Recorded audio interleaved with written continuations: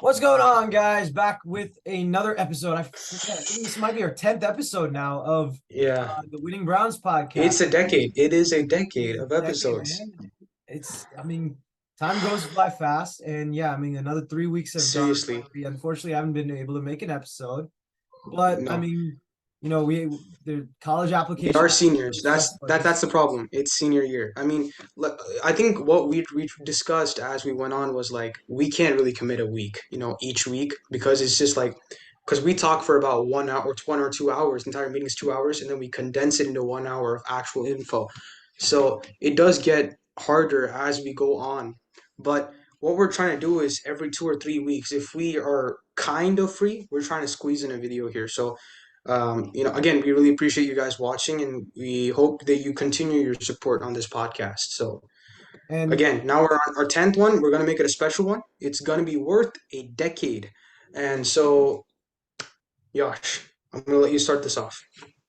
yeah, well, okay. So what we're gonna start off with in this episode, being the last 3 weeks, we're gonna kind of break down the main headlines of these last 3 weeks. Specifically, there have been a lot of teams in general, I think, that have been very intriguing, have a lot of different things, and really we can jump anywhere. But to me, I think two teams that I want to talk about in particular. Let's talk about the team that makes up our name because they are winning, and that is the Cleveland Browns. Yeah. This Browns team, their defense has really impressed me. I went into the year, if you guys remember in the predictions video I made, I talked about the Browns. I was very skeptical on their defense. I didn't I think they was not. necessarily I just completely. want to say this. I've been wrong this entire season. And I just want to take one moment of myself to just give myself credit. Okay, go ahead. Yeah. Here's the thing. Like, I was skeptical about it. I wouldn't necessarily say I was completely like, oh, the Browns defense is gonna be terrible like last year. Jim Schwartz was a better defense coordinator than what Joe Woods is, undoubtedly. Yeah. But here, what I would say is like I didn't feel they necessarily completely addressed their run defense issues. I felt Dalvin Tomlinson was good, but he wasn't like he by himself wasn't going to necessarily improve everything. You're relying a lot on their linebackers. Well, outside of Jeremiah Wusu-Koroma, I'm completely impressed by the potential of that group. And then the safeties, Grant Delpit kept getting injured, and Juan Thornhill was a pretty average player. I'll be honest; those players have stepped up. Dalvin Tomlinson has been elite, especially these last couple weeks against the 49ers last week. He was a monster. Jeremiah Wusu-Koroma has been flying all over the place. I wouldn't say he's prime Luke Kuechly flying over the place, but he has been very, very good at getting to the spot, making the tackle or making key tackles where needed, and playing coverage. And that was the versatility that he showed dating back to college with Notre Dame. And then as far as the safeties, Grant Delpit has been elite. He has been one of the best safeties in football this year. That's not the question. He's top five in almost any statistical metric of safeties. He's been making play after play, passes defended. He's able to get his hands on the ball, get in front of the defender. His coverage is really improved ever since his rookie season. So I'm impressed there. And then of course, you talk about the normal parts about this Browns defense. The Denzel Wards, the second, the cornerback room is really, really good. And, it's stayed that way for a while now. And now they're kind of healthy. So Denzel Ward, not Greedy Williams, Greg Newsome, they've been able to play a lot better. And then Myles Garrett, man, he is just a freak of nature. I don't know what the hell to say about this guy. He's the first guy I've ever seen to actually not just hold his own, but actually outperform in some instances Trent Williams. And I know Trent Williams was hurt. He was playing on that ankle injury, but still, this guy, to have that type of strength to just bull this guy, throw him down with one hand. That's Reggie White-esque, what he did against Trent Williams, right? You're talking about a guy who's that type of freak of an athlete that can match one of the best. At this point, I would probably argue he's an all-time great at his position in Trent Williams as far as offensive tackles go. The Browns defense, not many people have talked about this. And I'll tell you this, as a Niners fan, going into last week, I thought we were going to win, right? but I did think that the game was going to be a trap game. A lot of people were talking after the Cowboys game, like, oh, we're this amazing. Like you yourself said, like you had a feeling that they could go 16-0, 17-0, and I don't. And for those of Akilish doesn't usually do this. Like last year, I made the argument after the first three games that the way Those the we're going to go 17-0. they could go 17-0 because they were playing like Patriots 2007 Patriots level dominance, right? Yeah. And then the week later they lost, right? It's kind of that curse, like Yeah, I what know. the mo So I was in. We have the same English teacher, and we have this thing called Access. It's just basically a free period given on a Wednesday and Thursday where we just have time to do work, catch up with teachers, etc. And we were just talking, and the moment I said the San Francisco 49ers are going to go 17-0, I swear for a split second in my mind I said they're going to lose next week.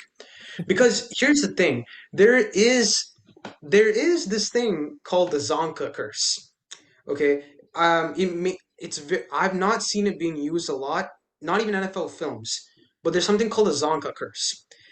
Essentially, there's this TV series called America's Game, and in that they rank the 20 greatest teams to ever win a Super Bowl. Number one, 1972 Miami Dolphins. In that, basically Larry Zonka, who was kind of the pride and jewel of that 72 Dolphins team, fullback 39, Right. um, he basically said that there's always going to be a ghost, the ghost of the 72 Dolphins, that's going to loom over any undefeated team because there's that pressure to get to there. And every single time it'll strike exactly where it needs to. And it struck the 49ers. I'm going to let you finish your thought because I have something to say about the Niners, but I want to let you continue. Yeah, I mean that as far as that, I knew it was a trap game, right? The defense of the Browns has been elite, and nobody had been talking about it until this past week. Yeah. That Browns defense, right now, the way they've been playing the first 5 weeks, let's just start off with they're not just good, they're not just great, like they're not just elite. They're one of the right now, the way they've been playing in the first 5 weeks, they are on tier with some of the best defenses in NFL history. And I'm not Yeah. necessarily saying, Fair point. they're that good. We still have a long way to go in the rest of the season. And Sure. I don't think they're necessarily as talented as, say, the 85 Bears. Definitely not the 85 Bears. But even like No one. Steelers or the 2000s Ravens, the '08 Steelers, No. whatever. Yeah. But They're like, not there, but they're yeah, getting but it. like this defense has, I mean, let's start off with the fact they have had total 1,002 yards in Yeah. 5 games. Yeah. They have It's allowed almost close to less than 200 yards per game. In this day and age, when we pass the ball a lot, they're number one in both pass defense and run defense by almost 50 yards over the next team. That is just yeah. unheard of. And Actually, well, let me just add one more thing to what you're saying, statistics wise. They've allowed less than 150 yards a game on passing. You have to understand, not even in the 70s could teams, if teams allowed under 150 yards passing in the 70s, they were considered a great defense. In the current age, 70s when and 50s too. well, 50s not necessarily. In the 50s, essentially what they were trying to do was they would pass it off to the running back, halfback square. So it's debatable if you want to call it that, or less than 150 yards total passing. I'm saying just based off pass protection and quarterback play, Oh, okay. it's So you're it's saying limited. it as But far as the modern game goes. exactly. I'm saying let's say pro Super Bowl era. Let's keep it at that. Pre Super Bowl era, it was a different game. The quarterback wasn't really a definition type. I got to throw the ball. It was more of like hand it off to the running back, wide receiver, throw it. So it was a multiple position game in that aspect. We are going to get to a late topic soon, but coming back to this, the Browns allowing less than they allow actually, if I'm not wrong, 121 yards a game. That's just based off what? Yeah, that's just based off just passing. And then when it comes to rushing yards a game, they're allowing less than 100 yards a game. I think what 79 yards a game or something on the rushing Um, side of the ball, so this is what they're averaging 607 passing yards total this season. which is what Um 121, yeah. and And that then let's do the math. So 607 divided by 5 is 121.4 yards per game. I told you, don't mess with my math. And Yeah, yards rushing, they've allowed 79. It's gonna be 79. I think yeah, it's they've 70. allowed 395 in 5 games. So that is Yeah, so 79 yards per What game. did I say? What did I say? You don't even need to calculate. You can just trust me. What did I say? Okay. So that's just my point. I mean, they're allowing less than 100 yards on rushing, less than 100 yards on passing. You have a very good case for them being a all-time defense. But again, I'm not going to jinx because I've done it once and I've never said this in my life. That statement that I made to Yash that day was the first time I've said it in my life. But And I and will now, say, yeah, go ahead. and go ahead. I mean, I'll say this one last thing. I mean, the Browns' offense has been limited. Their run game is now kind of depleted now that Chubb is out. Amari Cooper impressed me though. And I'll say this, Kevin Stefanski probably put up one of his best game plans despite the fact the offense was And not good that's enough. where I want to get you. But But okay. this is what I'm Thank saying. This is God what you I'm brought saying. it up. With Thank if God Kevin you brought it up. Stefanski continues that what he did against the 49ers, Mm. if that defense continues to play the way it has been playing, and Jim Schwartz has impressed me like crazy, um, that Browns team could literally be carried by their defense to the Yeah. playoffs. That defense by itself is Super Bowl caliber. The team as a whole, no, but the defense, yes. So that I mean that defense, this Browns team has Yeah. been a lot better than I anticipated. I Um, think more than anybody else anticipated. No one ever thought they would be this dominant as a defense. But Yash, I want to come to the 49ers when you're saying these things. Pre last week against the Browns, the 49ers were averaging nearly 30 points a game. I they think were one at 33.4. 30 more than 30 points a game. My mistake. They're currently averaging around 30 points a game. But we have to understand this. As much as we hate the Cowboys, we have to understand that defense through those first 3 weeks was scary. I know the teams that they played weren't great, they weren't stellar or anything, but we have to admit those teams were insane. And they played against my Chargers this last Monday. Um, it was a bit disappointing that we lost, but I was so proud about our defense. I just want to put it in there. That defense played outstanding against the Dallas Cowboys offense. But so for anybody who said Brandon Staley can't do defense, shut up. And but back to this. They went the see the Cowboys came in. You could say they played weak, they played this, they played that. Flat out, the 49ers destroyed them. I've never seen a game that hyped up to lead to that big of a scoring margin. Never in my life. 42 points against the Dallas Cowboys with Micah Parsons. I know Trayvon Diggs is out, but that's still a loaded defensive roster with probably the best defensive coordinator in the league right now, arguably. So with all those things being said, because Jim Schwartz, he's had that, but I'm not sure this is a one season type deal. So I'm leaving it at that. Now, coming into the Browns game, the first drive was just how the Niners play. Run the ball, gain some yardage, quick passes, stretch the ball out, get into the end zone. That's how they played the game. Very strategic, very Shanahan style. Very like This is what I militant. want to address to. Go ahead. What were you saying? It was just like very militant. Like it's very like Yeah, they're not it, Patriots level esque, but like it's pinpoint precision. I think that's how I would describe this team. It's a pinpoint precision type team. But here's where I've said this since day one. I've had this very strong belief about teams. Teams are not to be made of the best players in the league. Teams are around made to be with the best group of individuals who will allow themselves to be the best team. That's what these 49ers were. CMC, is he the best running back in the NFL? Yeah. Is Brock Purdy the best quarterback in the NFL? No. Is George Kittle the best tight end in the NFL? No. up there. Is Debo Samuel the best receiver in the NFL? No.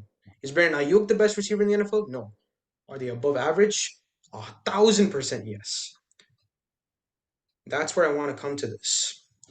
The moment Debo Samuel and CMC went out, we saw Brock Purdy play like we've never seen him play.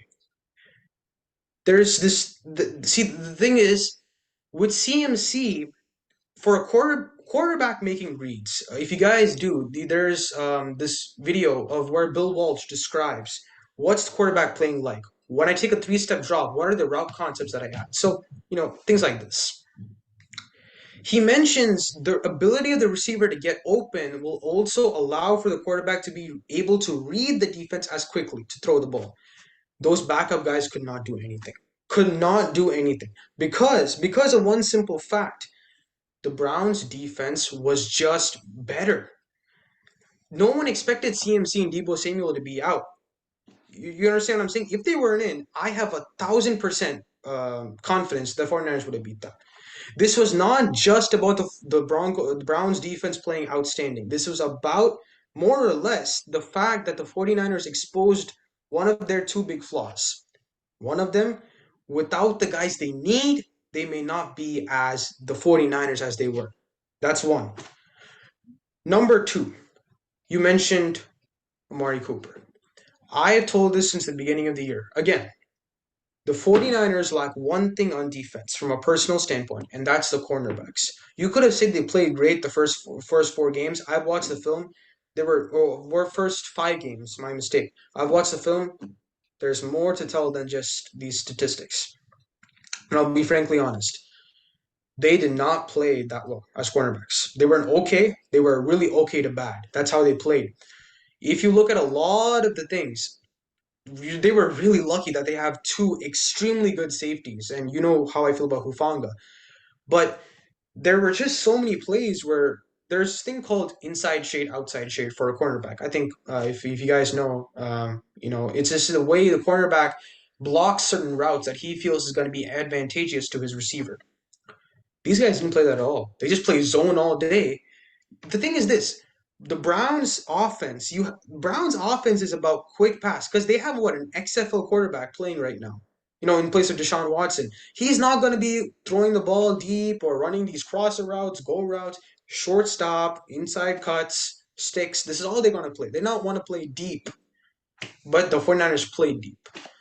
I've had doubts about Steve Wilkes applying a 4-2 defense, 4-3 defense type. I don't that doesn't suit the Niners at all. But these two big points stood out to me about the 49ers.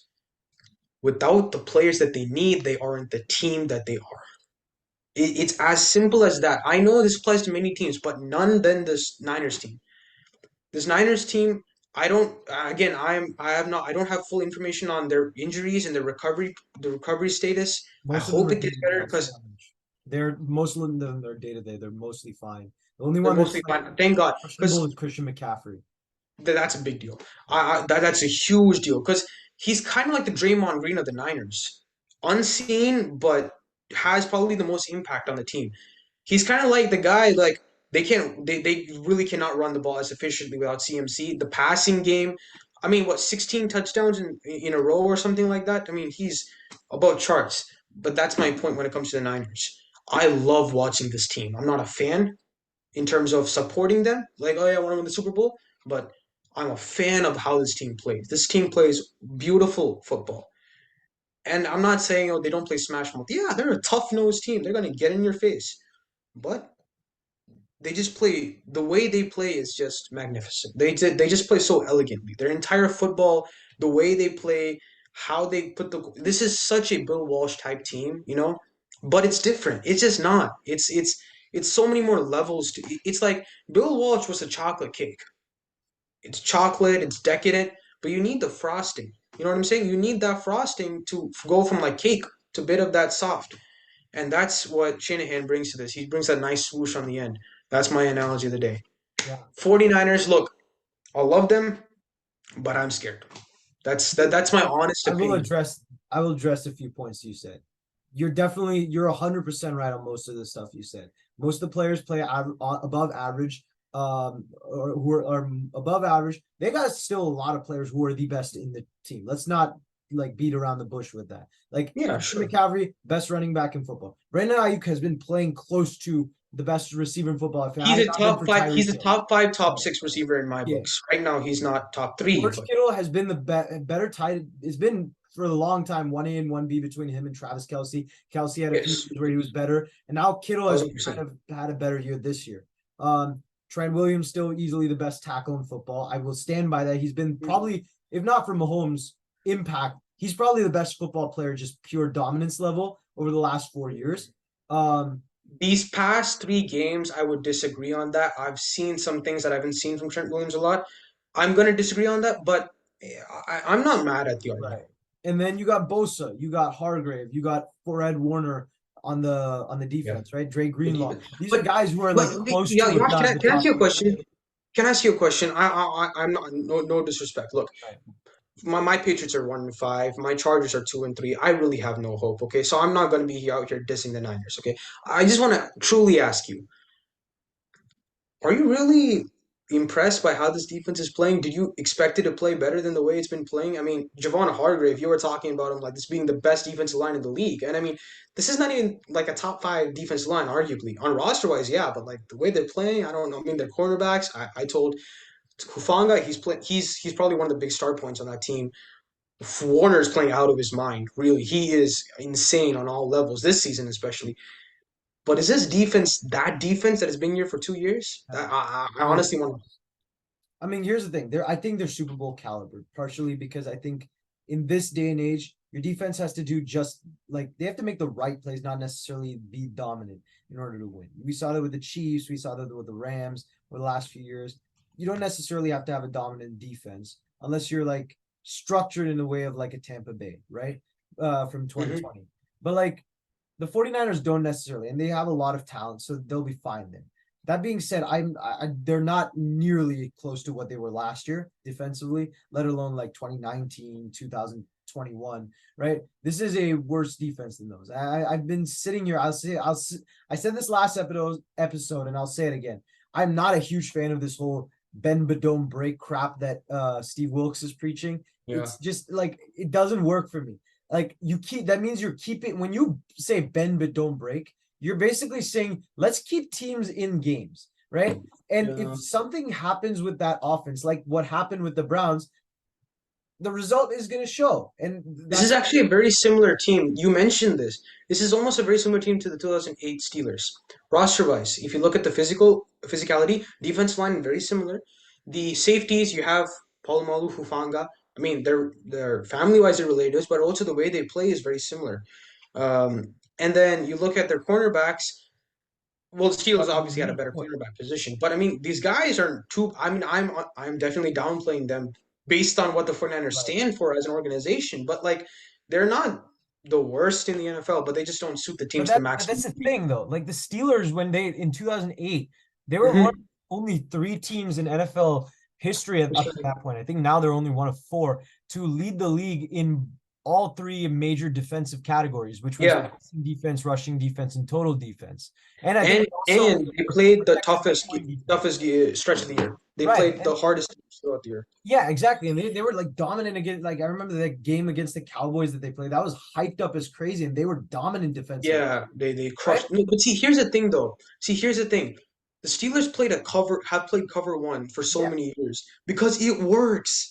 Yeah. Teams have strayed away from that because now they feel with the whole crossing routes and big routes thing. It's better Once to it play zone, but it's not. if if one safety comes down and then they feel like they're gonna get a receiver over top, so boom, like that's how they play. Like cover one, I'm telling you, with a guy like Hufanga, cover one needs to happen. D'Amico Ryan's preach cover one. Guess what happened? They were the number one defense in the NFL. You have to play cover one with Hufanga, with Warner, because cover one gives so many advantages. You can. The thing is this. Honestly, who I've been thinking about this so many days. Hufanga can just play zone for Warner, and Warner can blitz inside. That's a five-man blitz. But okay, I'm sorry. I keep No, no, you're interrupting you. good. Go, I'm go just ahead. I'm just really hyped up about this defensive strategy thing because like it's mind-boggling that a team has had the same defensive strategy. Cover one up top, play three inside, bring the safety inside. If he needs to blitz, go at him. If he doesn't, play the weak side or the strong side, bring the corner in. There's so many things you can do with the cover one. The 4-3 limits you. It's a defense Tom Landry played. You know the 4-3 defense in history. We're gonna get to a history unit later, but history wise, the 4-3 defense started in 1956. Tom Landry was a punt returner and a punter on the New York Football Giants, while Vince Lombardi was at the I think it was Army with forget his name. I don't remember his name, but it was a very good college team. They went undefeated for two seasons straight. Oh, Oklahoma, right? No, not No. Oklahoma. Oh, It's during the mid Red 50s? Blake. Red Blake. Red Blake was the head coach. Who? Red Blake. This Okay. is this is this is very old times, so you may not Uh, remember this. He was a head Dartmouth? coach. No, hold up. Whoa, wait. West Point, I think. No, it was Army. It was Army. That I was was right. Army is West Point. Yeah. Yeah, okay, West Point. So the thing was, he was there, right? And Tom Landry is a player.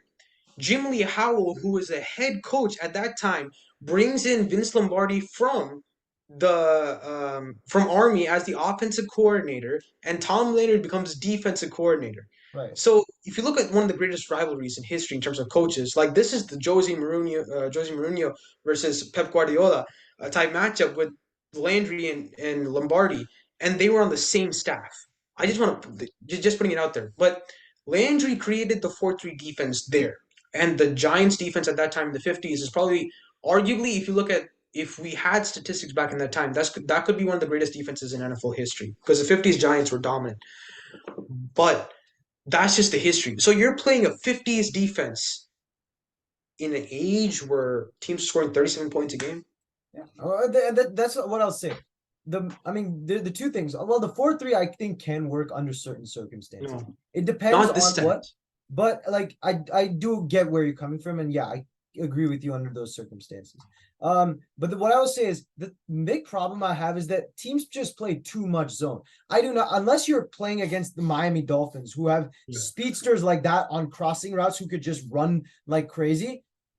I don't think playing zone under any circumstance is good. There's a reason why I sit here and say that Jalen Ramsey is not a good cornerback, or not as good a cornerback as say As other people players say, who he are. is. Yeah, but Facts. like that's why, because he's mostly good in only zone, right? You'd have other guys who are good in zone like Richard Sherman, but they could play man if you asked them to, right? That's why they had great tight Yeah, coverage stats. The yeah. thing about the Niners is like the other, but that's what the problem I had with the Niners and the whole Ben Madone break. The only other thing I'll say is that as far as just the Browns were the first team that I've seen in the Niners for a while, in maybe like 4 or 5 years, that were playing more physical. We lost our identity as soon as McCaffrey and Debo went down. And Debo Samuel went down. Yeah, Yeah. what you said about Draymond Green being Christian McCaffrey, I think Debo is more the Christian McCaffrey of this team because of his versatility and the impact that is more silent. McCaffrey is a little more like Steph that way. But what I will say is Mm, that both are very important to the Warriors. Both and both are. Debo are both important to the Niners. And That's both I fair. would say are two of the most physical players on the offense of the Niners. Hmm. You take both of them out, and we are not going to beat a Browns team Yeah, with that defense. that's a very good point. Actually, I don't. I'm not 100% as Debo is the Draymond Green. I think it's the other way around personally, but I think it's a very valid argument. So the next thing that we wanted to discuss was just quickly before we move on to our history lesson, um, is another two teams. So he said mentioned an AFC team. I mentioned NFC team, and now I'll mention an AFC team, probably the hottest team in the league right now, Miami Dolphins. Look, I have to kind of bite my tongue here, or bite my lip, whichever the phrase is. Because I did mention I had my doubts about Tua Tagovailoa. I had my doubts about that offense being able to function, considering how they played the last few weeks. This is equivalent, or maybe even better. You can bash me, maybe even better than the greatest show on turf. I seriously think this is a much better offense than the greatest show on turf. I'll even go to this extent. It doesn't compare to the greatest show on turf. Here's why. Here's why. The greatest show on turf did something that the league had never seen before, right? To evolve the passing offense into a place where the running back was really the main focus. You think about that 11-5 Patriots team who won the Super Bowl in 2001. By the way, Tom Brady's rookie season, just pointing that out. Anyways, um, without Marshall Falk being double guarded, double coverage on him, they lose that Super Bowl. If you think about it, Bill Belichick, he literally preached one thing the entire game: double, double. They called it double MF. Literally, the call on the sheet was whenever they were in that huddle, they would call some no like 51 Roger, snap out of it, middle linebacker goes double MF. The first thing that he says, if you guys can try finding the mic'd up, like there's little snippets where you can just hear double MF, double Marshall Falk. It's the play call that they were playing throughout the game. This Miami Dolphins offense though, no one in the NFL has been able to figure out except the Bills. But the Bills was a fluke game for me. Bills was a fluke game because the thing was, I think that they just had too much bravado, too much confidence after 70 point bashing, 70 point bashing. I think they just had too much bravado, confidence. It happens to most teams. They just didn't play like they normally do. But for a team that can average 37 points a game, I think okay, you know what? I've not done this in a long. I've started to do this recently, but I'll give it to you. I know people have been asking me, "Hey, where's the statistics?" I'll give it to you now. You know what? Fine. I'll actually just give it to you because I'm sick and tired of this whole like, "Oh, stats don't matter." And I said that, and I know I said that, but I kind of just want to clear the flow here. We look at this offense, right? Let's just look at this. 500 yards a game. 500 yards a game on total offense. They are nearly 350 yards more total of offense than any other team in the league. They're averaging 316 yards a game just on passing.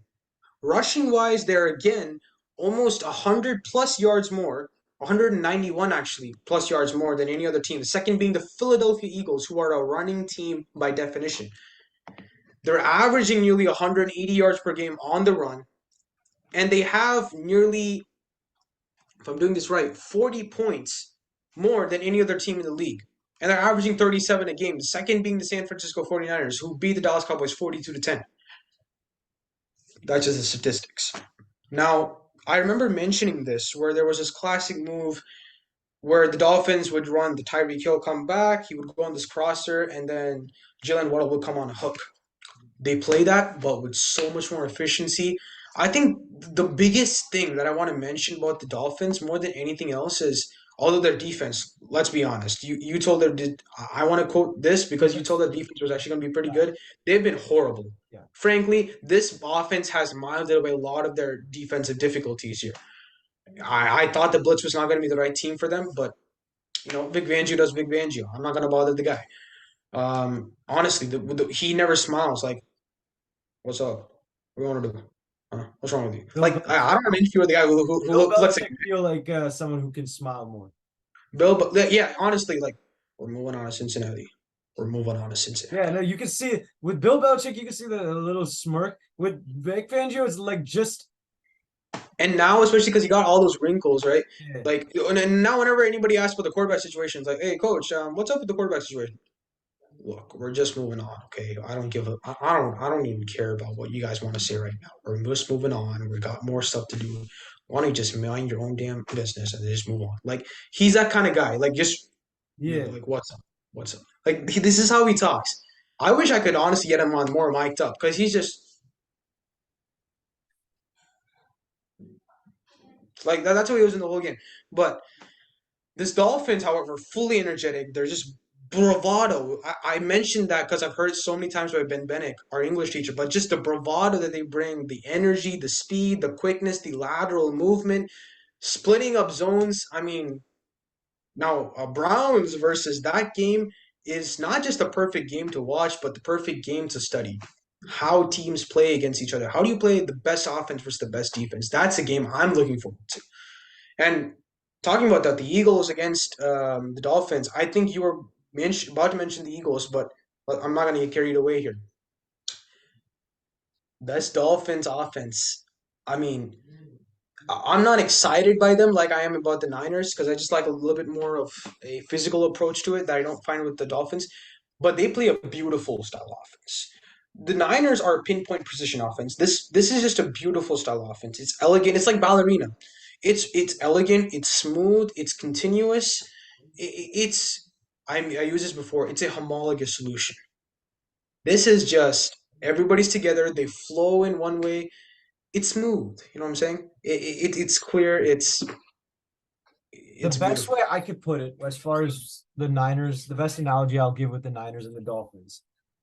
The Niners offense is like anything composed by John Williams.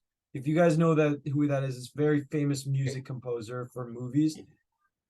Composed to Jaws, Jurassic Park, a Hmm. lot of those movies. Um, very dramatic Star Wars, Yeah. very dramatic type music. Oh, really? Was he Star Wars? Right? Or yeah, Was he Star Wars? oh yeah, I'm pretty sure. If I'm Oh, not I mistaken. see. Okay. And then Big respect, my guy. you have the Dolphins, which are like something's out of Hans Zimmer. You look at Hans Zimmer, the way he composed in the Dark Knight trilogy. It's very, very like Yeah, continuous. like opera type. Yeah, Yeah. yeah, yeah, Yeah, yeah. That's what the Dolphins are. They're just continuous. They're just everlasting, kicking the crap out of you. Meanwhile, the Niners are punch, punch, Mike Tyson punch, Mike Tyson punch, blow you in the cheek, blow you blow down you in the nose, in the look jawline, you in the knocked eye, out. just just like, and then, but they aren't like Muhammad Ali, like who's gonna talk you into just defeat. By the way, I mean the guy has the best quotes ever. I don't know if you guys Like a seen this. butterfly, sting like a bee, baby. Ooh, I'm gonna sting him like a butterfly, stings like a bee. Whoa, like his head movement is like how his legs move. It's so coordinated. Okay, go ahead. No, I mean, you nailed it. I mean, there's really nothing I could say about the Dolphins that wasn't already said. Mike McDaniel, I mean, the best coaches seem to come from the Niners system, man. It just seems to be. Mike McDaniel, Robert Saleh is doing great in New York. That Jets defense has been. Yeah, the Jets. The Robert Saleh is doing great there. D'Amico Ryan's is doing great in Houston. But like, yeah, Miami has just been like Tua Tagovailoa. If you look at this Dolphins team, Devin A. Shane was, I think he had what's it called? The most receiving yards at some point, or most receiving yards per game, I think Mhm. that was.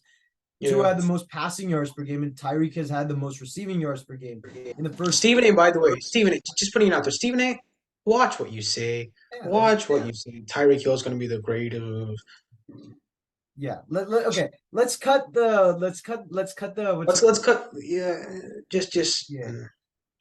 I mean, you do a fabulous job on most cases, but No, Tyreek Hill's not anywhere close to the best receiver yet. what He's probably T.O. now a first ballot Hall of Famer, but he's Let's not just put some name out there. T.O. Jerry Rice, definitely not. Randy Randy Moss. Wait. Let me Harris, think about it. Isaac No. Bruce, Julio Jones, Antonio Brown, Chris Carson. Okay. Hold up. Julio Jones, he will be this season. He will. After No, the season. not this season. Not this season. Yeah, come on. By the If end he of the puts up, if he season, puts up 2,000, if he puts up 2,000, no, not this season. He that's will, but he will surpass. 2,000. He will. Two followed by three zeros. Yeah, You won't beat Julio Jones, dude. 100 yards in a season, right? He's had that It's type never of been production. done. That's never been done. 2,000 yards in a season. It's never been done. Okay, but Calvin Johnson was like was that high, right? Yeah. Hey, by the way, What then what? Then who? do you mean? I would say Calvin Johnson. No, he's Tyreek okay. is probably close to where Calvin Johnson is as far as receiver, but if at the end of this year, if he puts up two, No. why not? As far as I see, Tyreek Hill is going to be better than what Julio Jones is, but he will be less than Calvin Johnson. Next season, if he puts 1,500 yards plus, he's up You'd put Calvin Johnson above Julio Jones. any day. Okay. Any day. I have Julio Jones one ranking above Calvin in my all-time rankings because That Calvin is. doesn't play as much. Oh, I because understand where you're coming he couldn't from. go to the playoffs. He couldn't do this. He had the Detroit Lions on his team with the Fair only enough. other guy, That's Matthew not my Stafford. point. My point is just the longevity standpoint. If he had played a little longer, I Okay, guarantee you he'll be in a okay. top five receiver. That's Let's ask this question then. So if Calvin Johnson's running the go route, covered by the cornerback, a linebacker coming inside, a safety over top, and he has to leap up, grab while he's catching it. The cornerback is on his back over here. His helmet is on his backbone. You have another safety who's hitting him right at his lips, not with his arms or anything, with his helmet. And then the other guy right at his chest. And he catches the ball, gets down, shrugs it off, and then goes back in the huddle. You think he's gonna play for 16 years? Jerry Rice never got hit like that. Man, fair he enough. started crying like Julio a baby Jones did when it. He did who it pretty well for a good amount of time too. who Julio Julio, Jones. and Oh, he was a better no player after the catch no. too. Hey, watch this.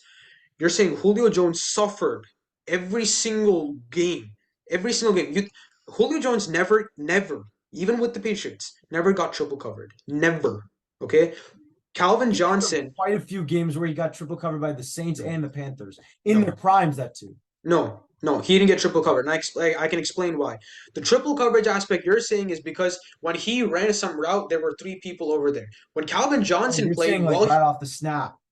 yeah, that's where the triple coverage that you're saying is coming into play. I'm saying when he catches the ball, there are three people literally lying on him. Julio Jones has never had to deal with that. Okay, that's one thing. Second thing is Calvin Johnson, right? Julio Jones, height wise, I agree. I see where the similarities are there, but it's not even close. When Calvin Johnson played his entire career in the Detroit Lions, no other receiver was more targeted than him. Julio Jones, same thing, but they were reliable on the Falcons. They made the Super Bowl for a reason. The Lions didn't have any reliable receivers. Not one. Calvin Johnson was hit again and again and again and again, and he still made the catches. He still made the touchdowns. He still made those amazing plays. Megatron is a reason. So, okay, I don't know why we went on that tangent, but Let's see what comment section. What do you guys think as far as who's the better all-time receiver? What do you guys I prior for think the you guys dominance or know. I longevity? think you guys know. Come on. I But think you guys know. okay, but as far as Tyreek Hill goes, right? I mean, he's been dominant, right? We've talked about it. The 800 most dominant yards receiver in the in NFL. 6 games is unheard of, right? That's just, I mean, that Raheem Mostert has, I think, 11 total touchdowns in 6 games, And right? by the way, the Niners released him. And this is Just putting it out there. yeah. So this is an So, unstoppable offense on all standpoints, right? So like, that's all I really got to say about Miami. And I mean, from that standpoint, yeah. I mean, there are quite a few interesting teams that in general there have been over the season. It's been a very unusual season. The Bengals have been kind yeah. of bad offensively. Well, really They're bad slowly getting back, but they're not even close to what was imagined. for sure. But I will say this before you even go on to your team. One sentence, one liner here. Oh, I mean, here's the thing. I mean, I could pick any team from the NFC South really to talk about. I would probably go with the Bucks or the Saints. Bucks, I would just say, what's it called? Baker Mayfield is back, and that's partially because of Dave Canal as the OC. I told you, I feel like Okay. this guy's a future head coach. He knows how to run an Yeah, you offense. did. He You knows how did. to do the passing schemes, and he's looked at Baker Mayfield's best qualities and has used them to the best of his abilities with the weapons that he has. The Saints, on the other hand, Peter Carmichael is doing everything in his power to sabotage the Saints offense. They have a lot of talent. They have a lot of good receivers from Rashid Shaheed, Michael Thomas, and Chris Olave, who's been nothing short of spectacular with some of his one-hand grabs. I mean, if the Saints were a little better or they were in the New York Giants, we'd be talking a little bit about him like young OBJ, right? Some of the catches he's been making. And yet this team, I think, is 3-3. I mean, that they should not be. Their offense is really talented. Derek Carr is really good at throwing that ball deep this year. And they threw the ball deep in the red zone 4 straight times when there was no need to against the Texans this past week. And I mean, there was really no need to do that. You're running Alvin Kamara, who's washed at this point 17, 18 times a game. You have other running backs on your roster. It's not just like you have Alvin Kamara either. You have Kendre Miller, Toby Jones, who's had a very rather serviceable season this year for the Saints. Jamal Williams, who led the league in touchdowns last year, and you have that receiving core, and you're running and you're prioritizing giving the ball to Taysom Hill, who's not the same player he was 3 years ago. All right, he's not playing under Sean Payton, so he can't get those same types of plays. And you're giving the ball to a past his prime Alvin Kamara, who's more interested in beating people off the field than he is at getting his knees beaten by other opponents and still coming out on the other side of it clean like he used to 3 years ago, right? I mean so I just don't understand the Saints at all. I don't understand who of those two teams is going to come out on top. And then you have the Falcons, who are just like slightly like, hanging in the back. Kyle Pitts is quietly coming back to helping me in fantasy football, and Drake London being quiet. But Desmond Ritter is awful, like I expected. The defense has been helping them. So it's just a really weird division in general. I don't really have any opinion on any certain team as much. It's just I'm just curious to see who comes out of that division. I think a lot of people have been talking about the Lions and all these other teams, but I think the NFC South, and this has been a division for me for a long time, that has been one of the more interesting divisions, dating back to really when I started watching football. They're like they're like a division that almost always each team like complements each other in the ways they play. Like Cam Newton is a running quarterback, Drew Brees is a pure passing quarterback, and you have that rivalry, right? Matt Ryan became that pure passing quarterback, and later became the Falcons, Panthers, and the Saints got involved. This was a team that once had three teams vying for an NFC spot, but they were the worst division football. 3 years later, they were the best team. They were the best teams in football, like the best division, right? I mean, there's so many interesting narratives, and then over the last few years, they become a division essentially of like reclamation quarterbacks, right? I mean, it's so fun to watch, and again, I think that for that reason, the fact that this division has been settled in some sort of mediocrity, I think that makes it more fun to watch, and I think it's going to be fun to see who comes out on top in that division. Yeah, I mean, I agree on a lot of points that you said. I haven't thought about it much, but it is definitely an interesting division when you look at the way they play, the different schemes that are applied.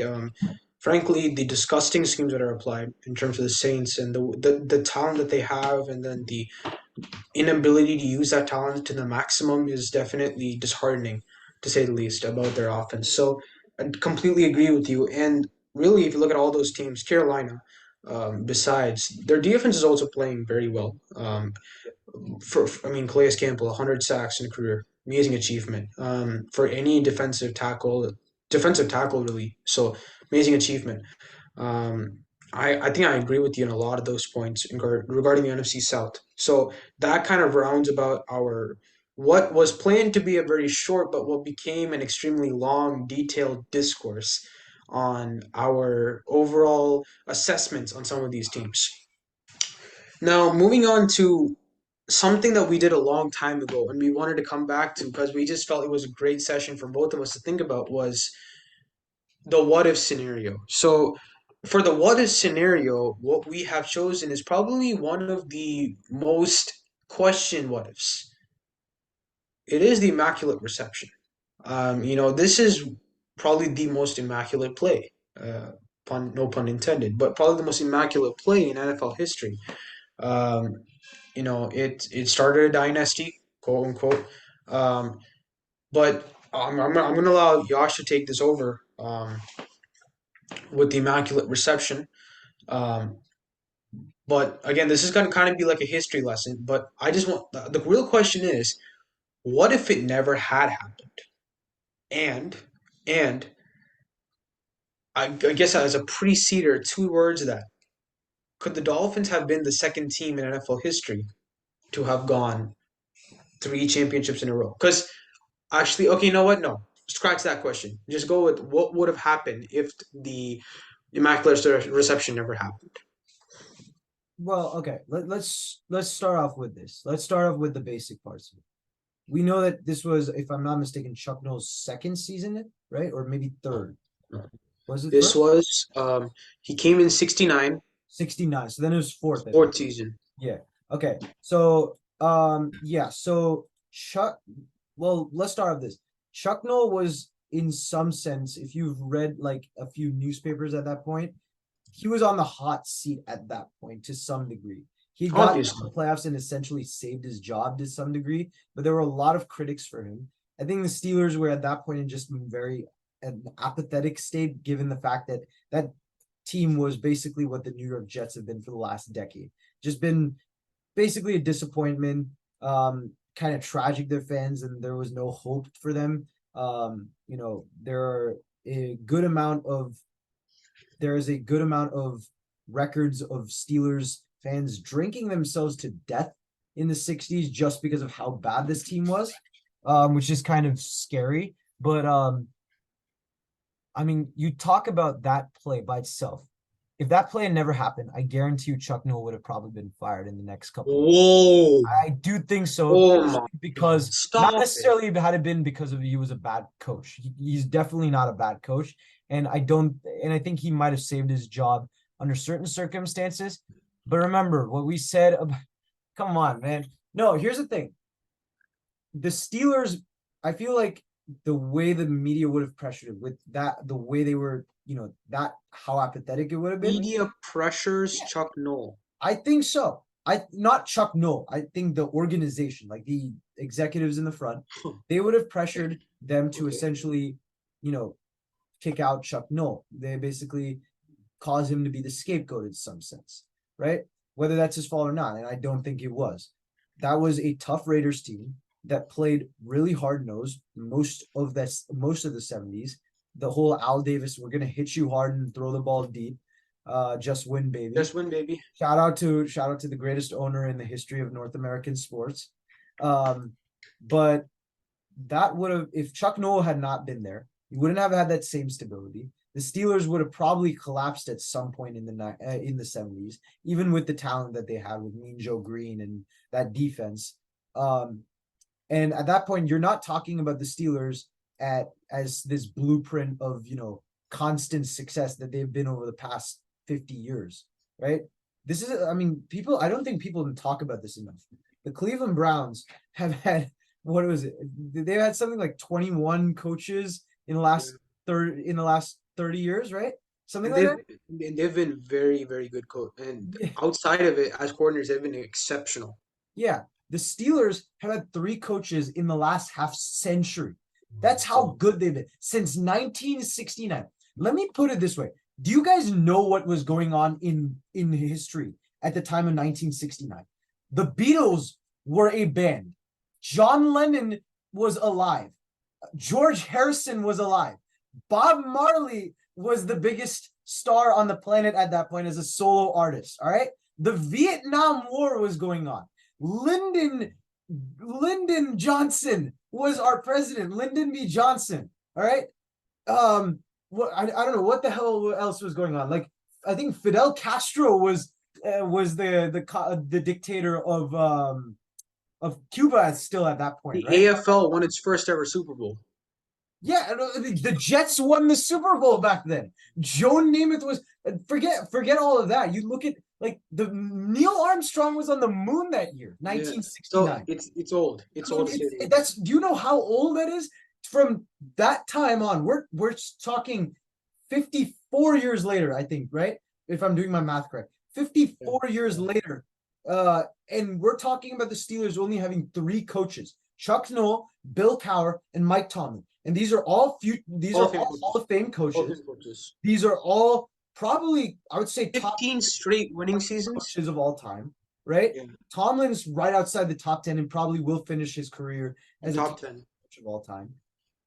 Noel is a top 10 coach of all time, without a doubt. Top 5, to be honest with me. But Yeah, probably. And then, I mean, I can't think of the list off the top of my head. I'm just saying to be safe.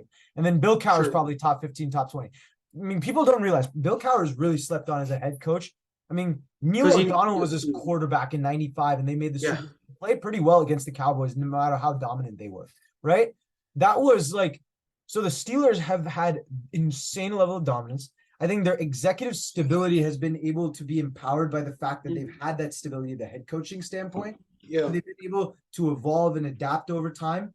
And I think from that standpoint, you're talking about them figuring out the model as to how to really build a team, even if they have not necessarily, won every year. Sometimes they get a little stale. Sometimes they fall too much in that Steeler way. Shout out to, if you guys don't know, he has a weird name for his YouTube channel. His name is Urinating Tree.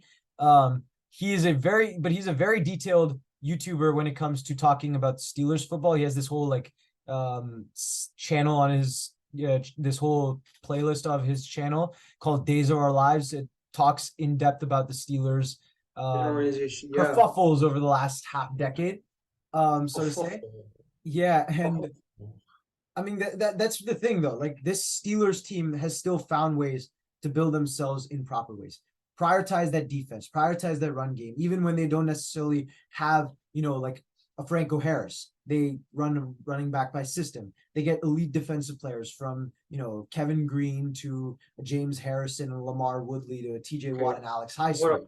Quick timeout. Quick timeout though. Understand. I mean, everybody knows about Steelers dominance. So what's the relation to the Immaculate Reception?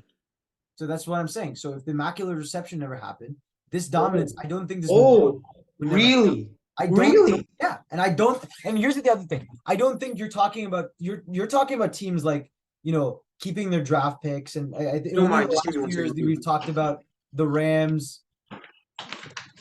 Yeah, so I mean to continue as a killer will come back. Um, we talk about the Rams in the last couple of years, having this, you know, using these F them draft pick strategy. From that standpoint, that's only happened in the last few years. The Steelers really resemble that model of keeping your draft picks, building for the future while keep building with the present, as well as the Packers really.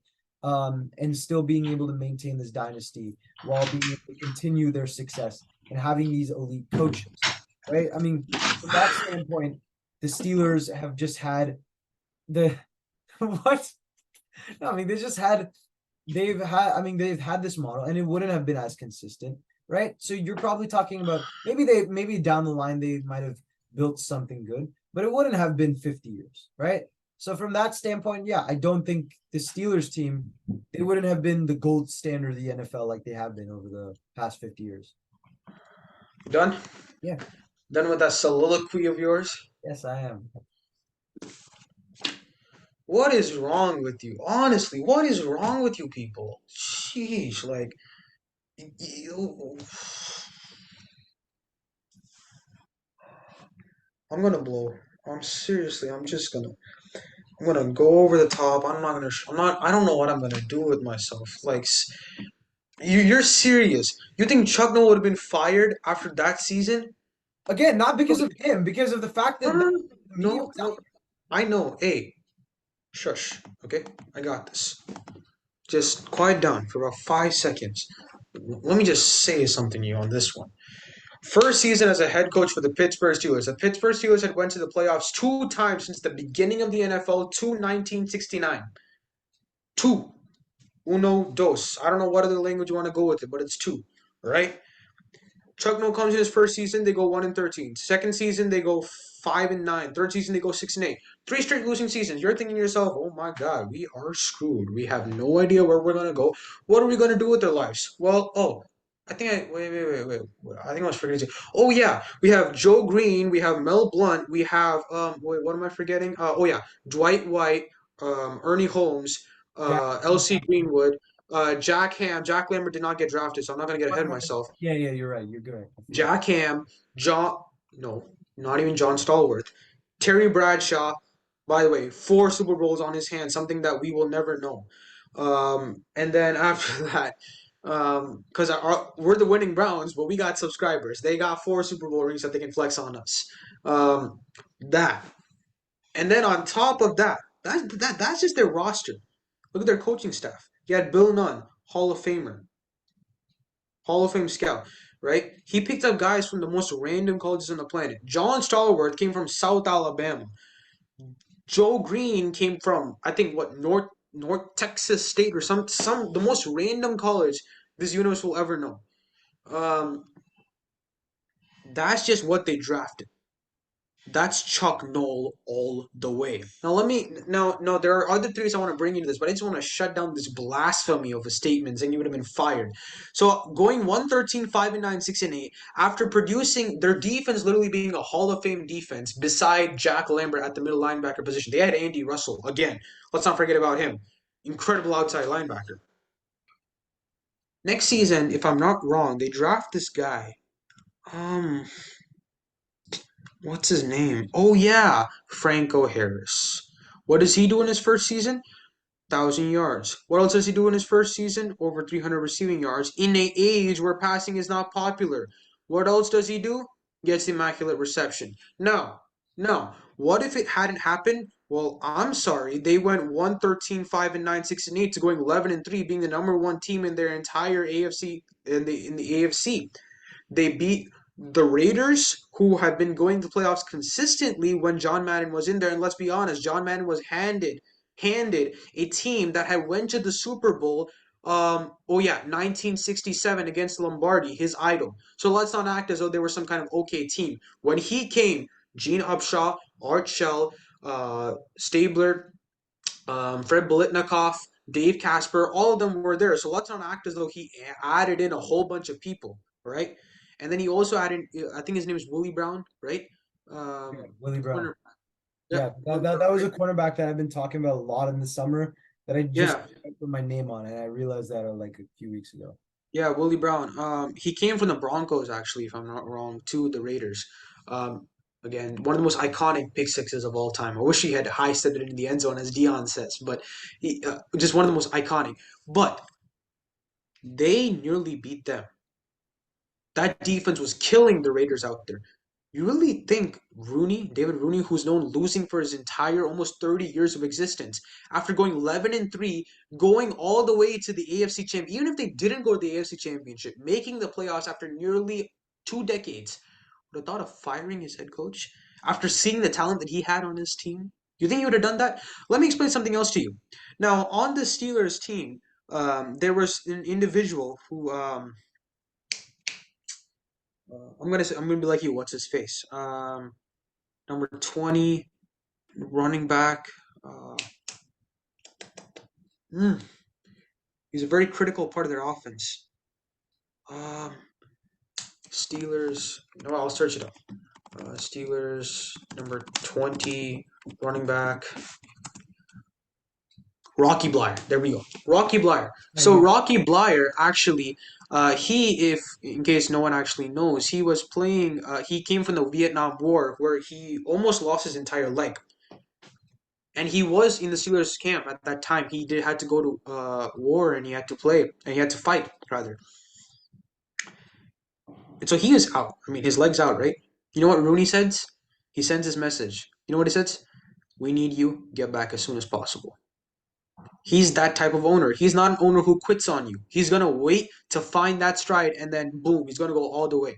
That's the type of owner he is.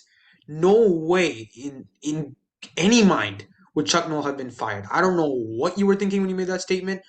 Look, I'm not trying to be mean here, but let's just be honest. No way Chuck Noll would have been fired. Now, the other thing I want to bring up is this. You mentioned the Cleveland Browns. Chuck Noll was a pulling guard and a middle linebacker for the Cleveland Browns when Paul Brown was a head coach. Number one.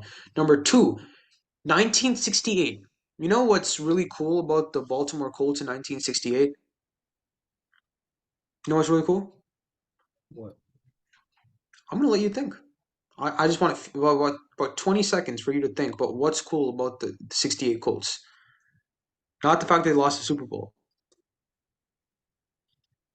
I mean, I think I know. I want to hear it from you. Oh, no. Don't give me this movie quote. Don't give me this movie quote. I'm gonna put the ball in the coat in your No, coat. no. Go ahead.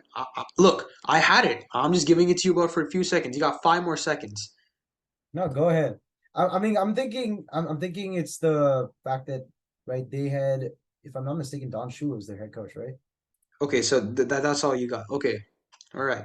Don Shula was the head coach, with Chuck Noll being the defensive coordinator, and then um, at that same time, the future New York Giants general manager was actually their offensive assistant at the Baltimore Colts. At that 68 team might have had the greatest coaching um, staff in NFL history. If you look at it, Chuck Noll as a defensive coordinator, they had one of the greatest general managers in NFL history with the Giants during Bill Parcells' era as one of the offensive assistants. So that just explains to you that coaching staff.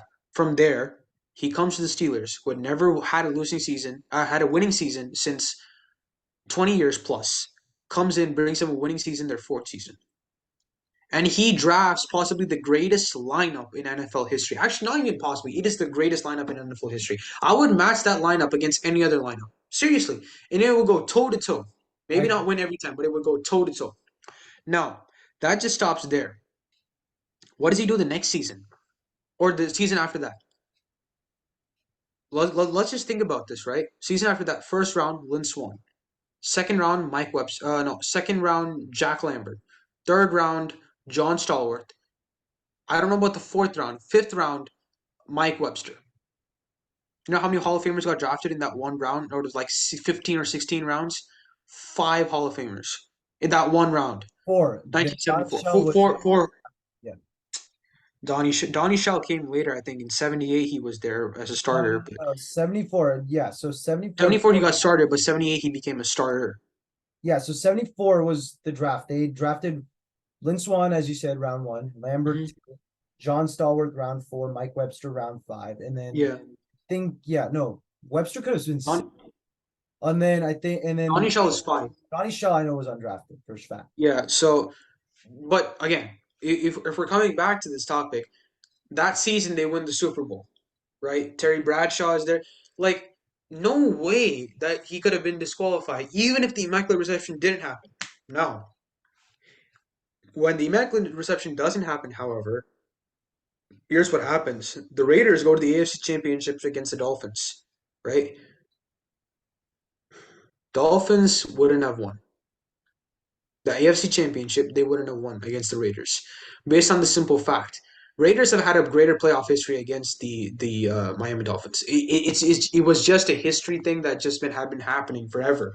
The other thing is this: the Miami Dolphins at that time, if we forget this, they didn't have Bob Greasy as their quarterback. They had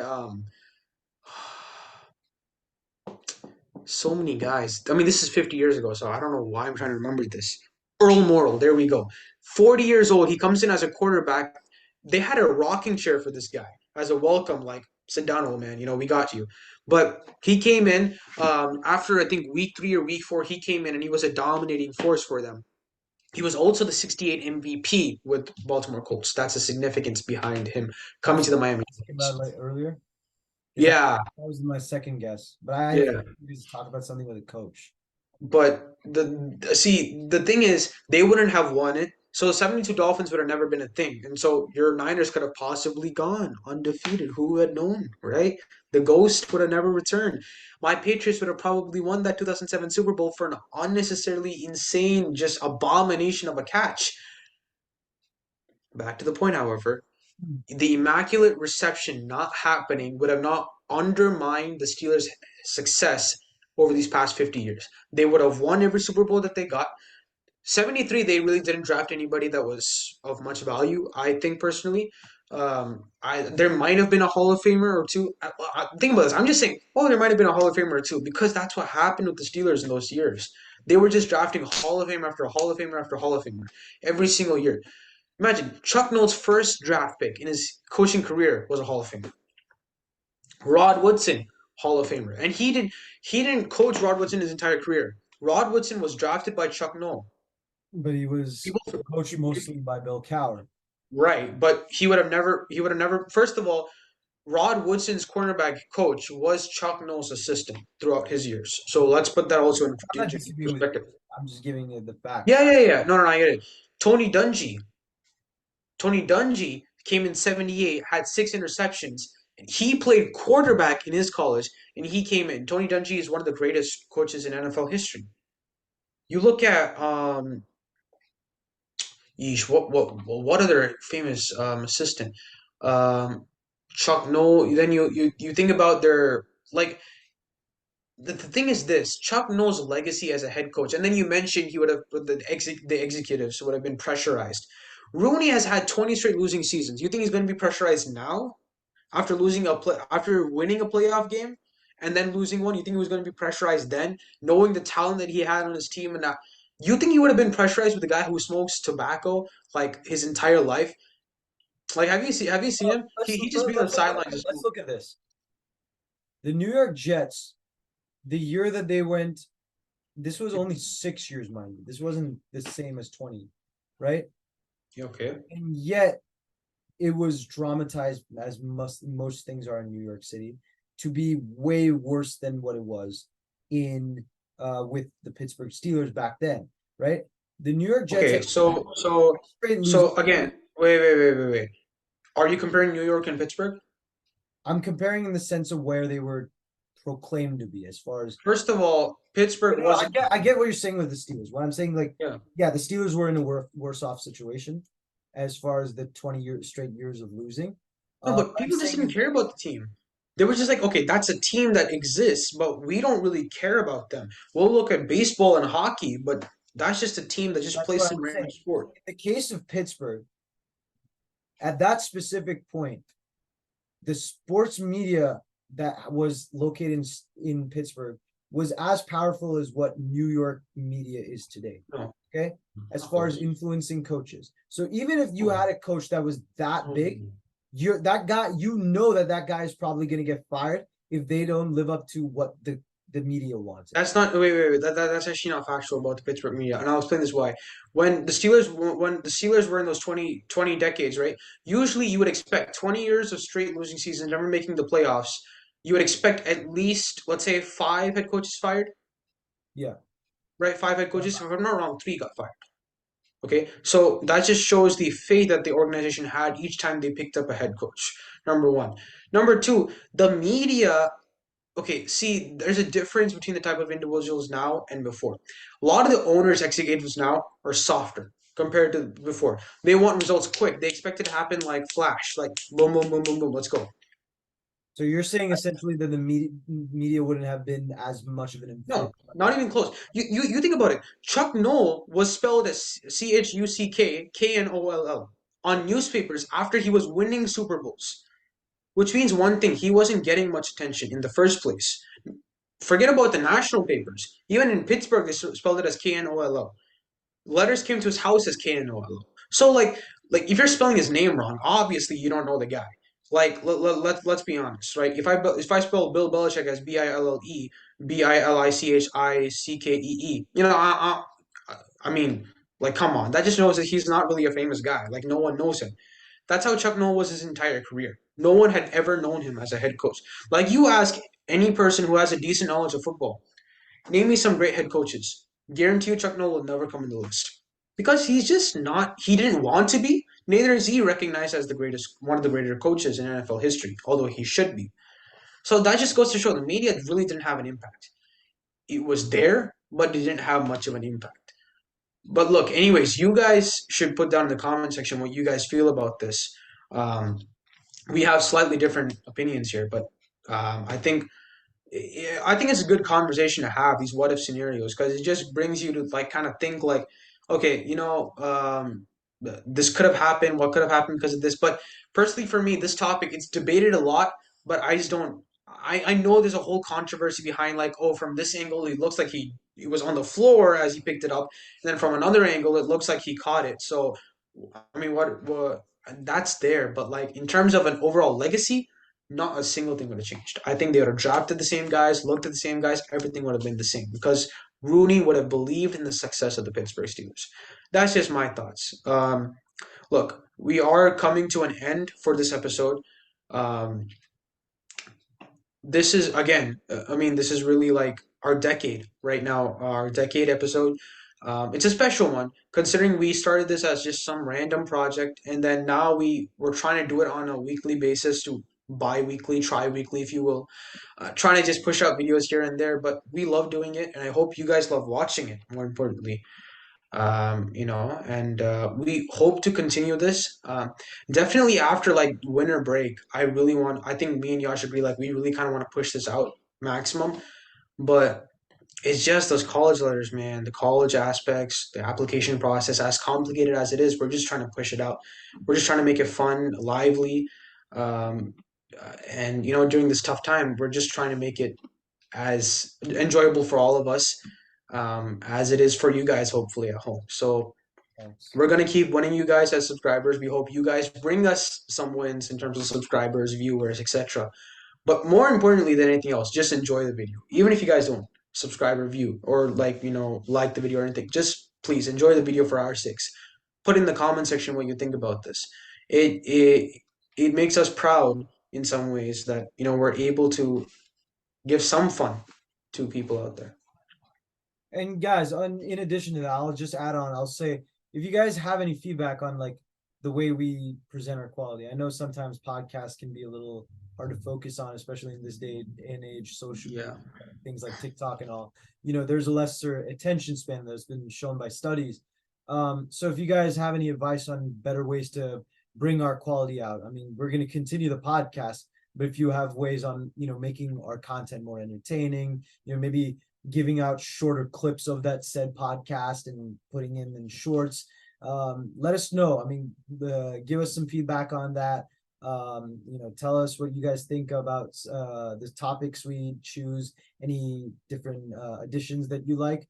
But yeah, I mean, this is something that Akhilesh and I have really been passionate about. It's a passion project in the sense for us, and we really want to continue this more and more as it goes on, and we will continue it more, and it will be more common Yeah. as we get more free down the line.